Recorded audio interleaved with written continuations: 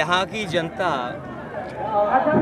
अपने भविष्य को लेकर के और अपने जीवन में खुशहाली लाने के लिए और उनको पता है लोकतंत्र में एक वोट उनके जीवन में बदलाव लाने का काम करेगा। इसलिए कोई डराए धमकाए गाली गलौज करे लोग रुकने वाले नहीं हैं।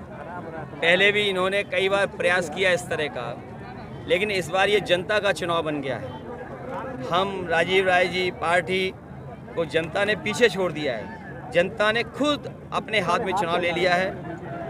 भारतीय जनता पार्टी हर जगह हार रही है। नारायण राय ने कहा है कि नारायण राय ने जिक्र किया आपने बार-बार पीडीए का नारा, लेकिन उसके बावजूद भी जो बीजेपी हो या प्रधानमंत्री वो आरक्षण को लेकर अलग बयान दिया करते हैं। देखिए, आरक्षण को अगर किसी ने छेड़ा है और ख़त्म किया है तो वो भारतीय जनता पार्टी।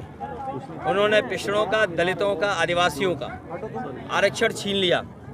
और ये जो तमाम, चाहे वो आपके घोसी वाले प्रत्याशी हों, काशी वाले प्रत्याशी हों, इन्होंने सब ने आरक्षण छीना है।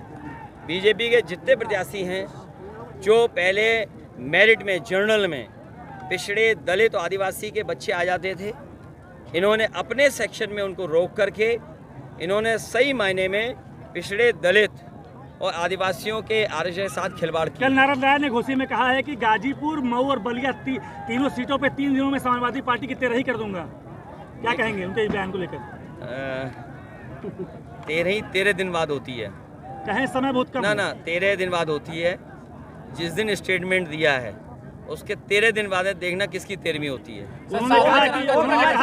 योगी जी ने कहा है कि किसको गाली दे रहे हैं? ये गालीबाजों की लोकतंत्र में कहीं जगह नहीं है।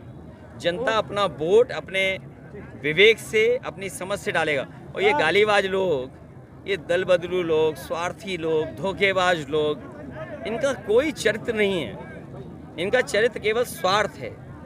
और कभी आपके साथ, फिर हमारे साथ, फिर उनके साथ, फिर उनके साथ भी नहीं। मैं आपसे कह रहा हूँ, इंडिया गठबंधन की सरकार बनेगी, आप देखोगे सबसे पहले कौन भागेगा? कौन भागेगा? आप लेंगे ओम प्रकाश राजभर को? नहीं, हम तो नहीं लेंगे, लेकिन वो प्रयास तो करेंगे भागने का। ये स्वार्थी लोग हैं। इस बार जनता ने मन बना लिया है, कैसे कोई भी स्वार्थी लोगों को मौका नहीं मिलने जा रहा। योगी जी कह रहे हैं कि आरक्षण इंडिया गठबंधन समाप्त करने वाला है और धर्म के आधार पे मुस्लिमों को देगा। मैं अपने समझदार पत्रकार साथियों से कहूंगा कि जो अब आरक्षण व्यवस्था है, जो बीजेपी की सरकार में आरक्षण व्यवस्था लागू हुई है, उसमें पिछड़े, दलित, आदिवासियों का आरक्षण इन्होंने छीना है। और जो 50% स्लॉट है जिसमें अगड़े EWS हैं, तो अगर हम EWS को निकाल दें, जो 40% का ब्लॉक है उसमें धर्म है, तो आप सोचिए अगर 40% जो ऊपर वाला आरक्षण है, अगर पहले वाली आरक्षण व्यवस्था होती तो इसमें पिछड़े, दलित और आदिवासियों के बच्चे भी आते। उनको अपनी सीमा में रोक दिया है। तो आप बताइए, धर्म के आधार पर आरक्षण किसने किसको ज़्यादा दिया है?